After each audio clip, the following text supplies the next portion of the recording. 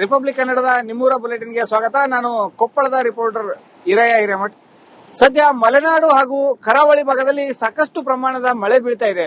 ಹೀಗಾಗಿ ತುಂಗಭದ್ರಾ ಜಲಾಶಯಕ್ಕೆ ಒಳ ಹರಿವಿನ ಪ್ರಮಾಣ ಹೆಚ್ಚಾಗ್ತಾ ಇದೆ. ಸದ್ಯ ನಾನು ತುಂಗಭದ್ರಾ ಜಲಾಶಯದ ಜಲಾಶಯದಲ್ಲಿದ್ದೀನಿ. ಇಲ್ಲಿರುವಂತಹ ದೃಶ್ಯಗಳನ್ನ ನಿಮಗೆ ತೋರಿಸ್ತಾ ಎಕ್ಸ್ಪ್ಲೇನ್ ಮಾಡ್ತೀನಿ. ನೀವು ದೃಶ್ಯಗಳಲ್ಲೂ ಕೂಡ ನೋಡ್ತಾ ಇರಬಹುದು.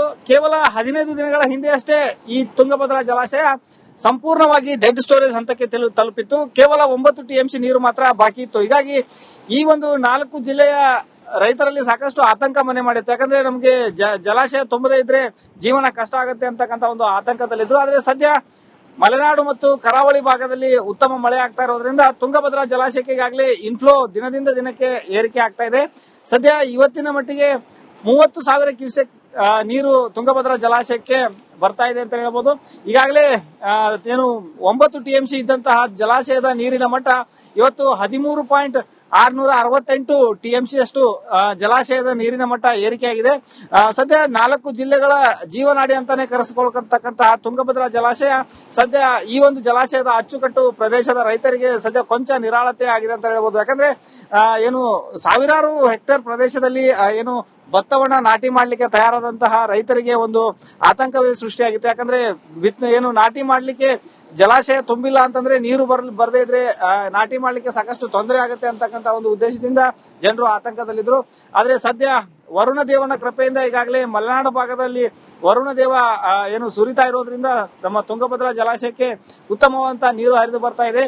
ದಿನದಿಂದ ದಿನಕ್ಕೆ ಈ ಒಂದು ಇನ್ಫ್ಲೋ ಏನಿದೆ, ಜಲಾಶಯದ ಇನ್ಫ್ಲೋ ಹೆಚ್ಚಿಗೆ ಆಗ್ತಾ ಇದೆ. ಸದ್ಯ 30,000 ಕ್ಯೂಸೆಕ್ ನೀರು ಇನ್ಫ್ಲೋ ಬರ್ತಾ ಇರೋದ್ರಿಂದ ಜಲಾಶಯ ಮತ್ತೆ ಭರ್ತಿ ಆಗ್ತಾ ಇದೆ. ಸರ್ಕಾರವು ಕೂಡ ಹೇಳಿತ್ತು ಏನಂತಂದ್ರೆ ಸದ್ಯ ಡ್ಯಾಮ್ ಭರ್ತಿಯಾಗುವವರೆಗೂ ಯಾವುದೇ ರೀತಿ ನೀರನ್ನ ಬಿಡೋದಿಲ್ಲ ಅಂತಕ್ಕಂಥ ಕಾಲುವೆಗಳಿಗೆ ನೀರನ್ನ ಬಿಡೋದಿಲ್ಲ ಅಂತೇಳಿ ಸರ್ಕಾರವೇ ಹೇಳಿತ್ತು. ಖುದ್ದು ಸಿಎಂ DK ಶಿವಕುಮಾರ್ ಅವರು ಕೂಡ ರಾಜ್ಯದ ರೈತರಲ್ಲಿ ಒಂದು ಮನವಿಯನ್ನ ಮಾಡಿದ್ರು.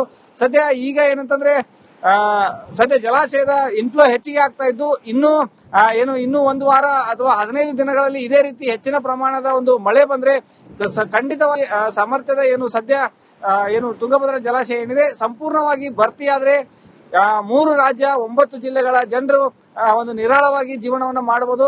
ಸದ್ಯ ಏನಂತಂದ್ರೆ ಜನರಲ್ಲೂ ಕೂಡ ಉತ್ತಮವಾದಂತ ಮಳೆ ಹಿಂದಿನ ಭಾಗದಲ್ಲಿ ಅಂದ್ರೆ ಮಲೆನಾಡು ಕರಾವಳಿ ಭಾಗದಲ್ಲಿ ಉತ್ತಮವಾದಂತ ಮಳೆ ಏನಾಗ್ತಾ ಇದೆ. ಇದರಿಂದ ಸದ್ಯ ಈ ಒಂದು ಭಾಗದ ಜನರಿಗೂ ಕೂಡ ಒಂದು ಆಶಾಭಾವನೆ ಬಂದಿದೆ ಅಂತಾನೆ ಹೇಳ್ಬೋದು. ಇದಿಷ್ಟು ಕೊಪ್ಪಳದ ಸುದ್ದಿಯಾಗಿತ್ತು. ಮುಂದಿನ ಸುದ್ದಿಯನ್ನು ನನ್ನ ಕೊಲ್ಲಿಗೆ ಕೊಡ್ತಾ ಹೋಗ್ತಾರೆ.